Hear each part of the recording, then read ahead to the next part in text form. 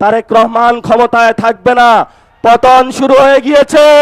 ছাত্র দল, যুব দল, আজকে তোমাদেরকে বলবো, কই তোমরা আজকে কোথায় গুপ্ত হয়ে গিয়েছ?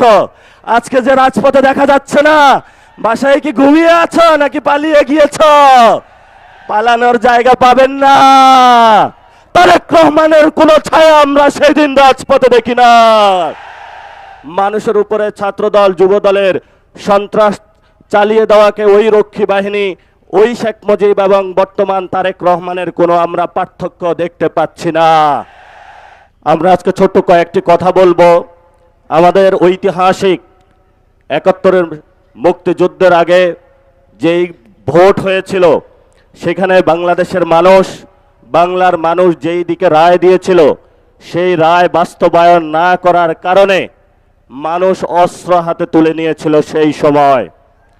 সেই সময়কালীন যাকে বলা হয় বঙ্গবন্ধু, উনি আসলে ভারত বন্ধু, সেই ভারতে পালিয়েছিলেন।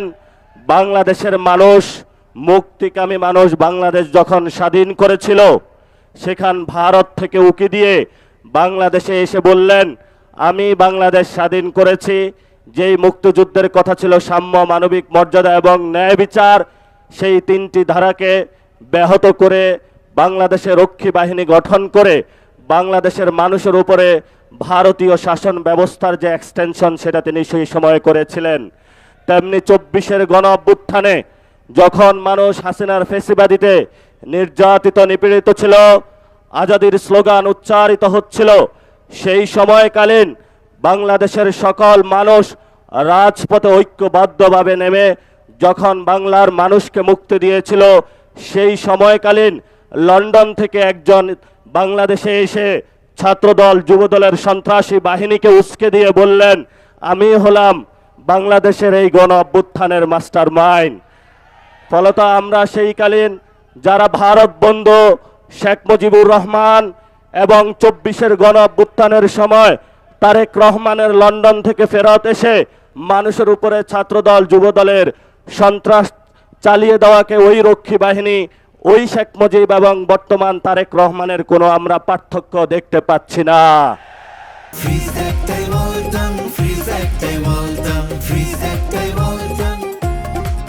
যদি আমরা পার্থক্য দেখতে না পাই, তাহলে আমাদের ভবিষ্যতের কাজ কি? ভবিষ্যতের কাজ, কোরআনের একটা আয়াত আমি চরমভাবে বিশ্বাসী। সে আয়াতটি হলো, ওয়াআইদ্দু লাহুম মাস্তাতাহুম মিন কুওয়া, তোমাদের যতটুকু আছে ততটুকু নিয়েই প্রস্তুতি গ্রহণ করো। বাকি সাহায্য কোথা থেকে আসবে? সাহায্য কোথায় থেকে আসবে? সেই গণ অভ্যুত্থানের দিন, এখন বাজে ১২টা, সকালবেলায় বাংলাদেশ পুরো স্তব্ধ, আর্মি সব জায়গায় করিডোর দিয়ে রেখেছিল। আমি আর নাহিদ একটা বাসায় আবদ্ধ ছিলাম। আমরা সকালবেলায় বের হতে চাইলাম, বলল গুলি করা হবে। যে বাসায় আবদ্ধ ছিলাম, একজন শিক্ষককে নিচে পাঠাইলাম। বললাম, স্যার একটু দেখে আসুন নিচের কি অবস্থা। স্যার বলল, নিচ থেকে উঠে এসে যা আর্মি হলো, আমার পেটে হলো গুলি ধরেছে, যাওয়ার কোনো অপশন নাই। আমাদের অনেক ভাই সেই দিন সকালে শহীদ মিনারে অবস্থান নিয়েছিল, সেইখানে অনেক গুলিবিদ্ধ হয়েছিল। ঠিক এই সময়টাতে বাংলার মানুষ সকল ব্যারিকেড ভঙ্গ করে, যেখানে এসএসএফকে ৫ মিনিট দেওয়া হয়েছিল, শেখ হাসিনাকে ৫ মিনিট দেওয়া হয়েছিল, যে হয়তো বাংলাদেশের মধ্যে তুমি ৫ মিনিটের মধ্যে তোমার এখানে জীবন দিবা অথবা ভারতে পালাবা। সেই সময় আপনারা পুরো বাংলাদেশে ঐক্যবদ্ধভাবে পুরো বাংলার রাজপথে নেমে এসেছিলেন। সেই সময়কালীন ৫ তারিখে তারেক রহমান বাংলাদেশে ছিল না। বাংলাদেশে ছিল আমার কৃষক, বাংলাদেশে ছিল মজুর, বাংলাদেশে ছিল রিক্সা চালক, বাংলাদেশে ছিল সবজি বিক্রেতা, বাংলাদেশে ছিল গৃহিণী, বাংলাদেশে ছিল আলেম, বাংলাদেশে ছিল ছাত্র। তারেক রহমানের কোনো ছায়া আমরা সেদিন রাজপথে দেখি না। নতুন করে বাংলাদেশে এসেছে, হালগতি বুঝার আগেই সব সিদ্ধান্ত নেওয়ার শুরু করেছে। আমরা বলেছি আপনাকে স্পষ্টত, আপনি যদি ক্ষমতায় থাকতে হয়, আপনি গণভোটের রায় বাস্তবায়ন করতে হবে। যেই পরিস্থিতি পাকিস্তানি জান্তাদের হয়েছিল বাংলার জনগণের রায় না মানার কারণে, সেই পরিস্থিতি আপনার সাথেও হবে। কারণ এই প্রধানমন্ত্রীর চেয়ার এটা আপনার না, এটা বাংলাদেশের জনগণের। ফলত আমাদের চেয়ার নিয়ে কেউ যদি ছিনিমিনি খেলে, আমরা তো সেই চেয়ারকে রক্ষা করতেই হবে আমাদের। আমি ছোট্ট একটা গল্প দিয়ে শেষ করব। তাজমহল একজনে প্রায় 100 বারের মতন বিক্রি করেছিল। সব খরিদ্দার আইসা খুঁজে যে আমি তাজমহলের মালিক, কিন্তু তাজমহলের মালিকানা কি কেউ নিয়েছে না ওই ব্যক্তিও হয়েছে? এটা ভারতের সম্পত্তিও ছিল। তারেক রহমান নির্বাচনে আসার আগে অনেক জায়গায় ধর্ণা দিয়েছে, ভারত থেকে শুরু করে অনেক ডিপ স্টেটের কাছে তাজমহলের মতন 100 জায়গায় বাংলাদেশকে বিক্রি করেছে।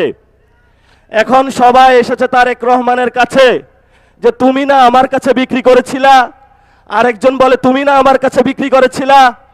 তারেক রহমান এখনো মাথা খারাপ হয়ে গিয়েছে, এখন তাদের পাওনা বুঝিয়ে দিতে পারছে না। কারণ বাংলাদেশের মালিকানা তারেক রহমানের নয়, বাংলাদেশের মালিকানা বাংলাদেশের জনগণের। আমাদেরকে এনশিওর করতে হবে যদি বাংলাদেশের মাটি, বাংলাদেশের বায়ু, বাংলাদেশের পানি ভারত বা অন্য রাষ্ট্রের কাছে কেউ বিক্রি করতে চায়, ক্ষমতার লোভে আমরা রাজপথ থেকে সেই সকল মানুষ থেকে বাংলাদেশের স্বাধীনতা এবং সার্বভৌমত্ব নিশ্চিত করতে হবে। এতে যদি আমাদের জীবনও যায়, আমাদের কোনো পরোয়া আছে? চোখ তুলে নিয়েছে ইন্টারের একজন ছাত্রের, মাথা খারাপ হয়ে গিয়েছে যে চোখ তুলে ওদের। গতকালকে যোগসুর সম্মানিত যিনি নির্বাচিত জিএস, উনি বললেন যে এখানে যোগসুতে যে টেন্ডারটা হবে, এই টেন্ডার কোনো চাঁদাবাজদের হাতে পড়া যাবে না। যখনই এই কথা বলা হয়েছে, ওরা রামদা, চাপাতি, হক স্টিক নিয়ে সর্বসম্মিলিত ঢাকার যারা সন্ত্রাসী গোষ্ঠী আছে, একটা শিক্ষা প্রতিষ্ঠানে তারা আক্রমণ করেছে। সেখানে আক্রমণ করেই তারা ক্ষান্ত হয়নি।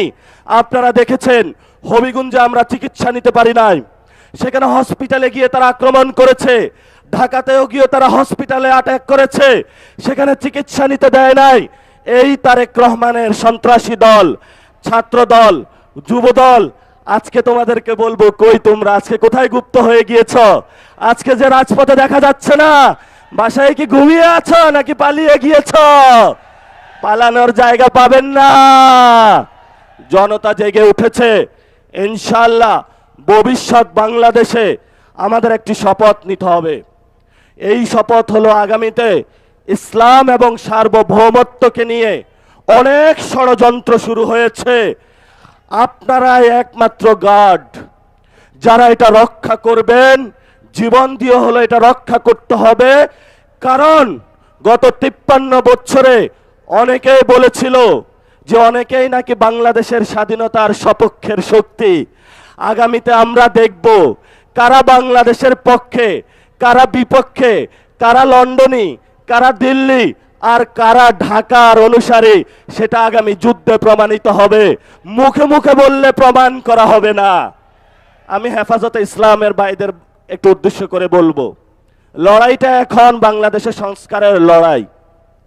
লড়াইটা এখন গণভোটের রায় বাস্তবায়নের লড়াই।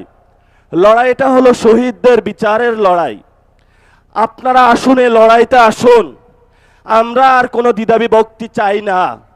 কারণ বাংলাদেশের মানুষ, এখন বলা হয়ে থাকে মেয়ারে হক, আমি তো মানি সাহাবায়ে কেরাম সত্যের মাপকাঠি।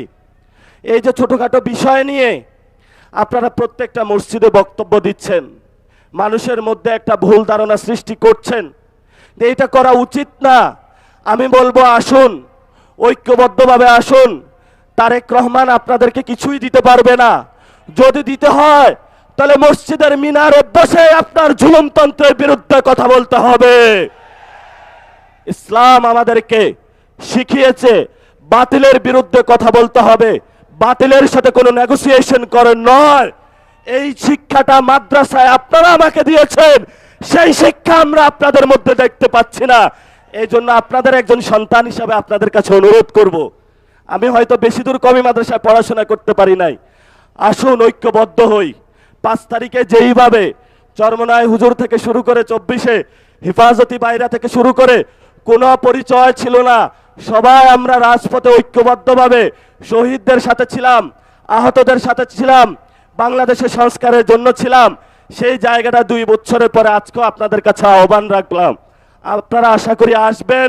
জাতির এই সংকট মুহূর্তে কয়েকজন এর কারণে আপনারা বিভ্রান্ত হবেন না।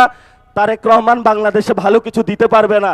তারেক রহমানের যখন পতন হবে তখন আইসা মায়া কান্না করে লাভ হবে না, তখন একটু পিছনে পড়ে যাবেন। ইতিহাসের সঠিক সিদ্ধান্ত নিতে হবে। তারেক রহমানের সাথে ভবিষ্যৎ নাই, ভবিষ্যৎ বাংলাদেশের জনগণের। দ্বিতীয় প্রতিষ্ঠা যে বার্ষিকী, আজকে সেই ডাক দিয়ে আপনাদেরকে বলে গেলাম, এই বাইতুল মোকাররমের চত্বরে যেখানে হলো অনেক ইতিহাসের সাক্ষী, তারেক রহমান ক্ষমতায় থাকবে না, তারেক রহমান ক্ষমতায় থাকবে না। পতন শুরু হয়ে গিয়েছে, এখন তারেক রহমান হলো পিস্তল তাক করবে। আমরাও বলি 1400 লোক গেছে, বুকে গুলি চালান, সমস্যা নাই, তবে আমাদেরকে কোনো পর টাকা দিয়ে কিনতে পারবেন না, কোনো নেগোসিয়েশন হবে না, একটু হবে না। পতন হবে আপনার বাংলার মাটিতে।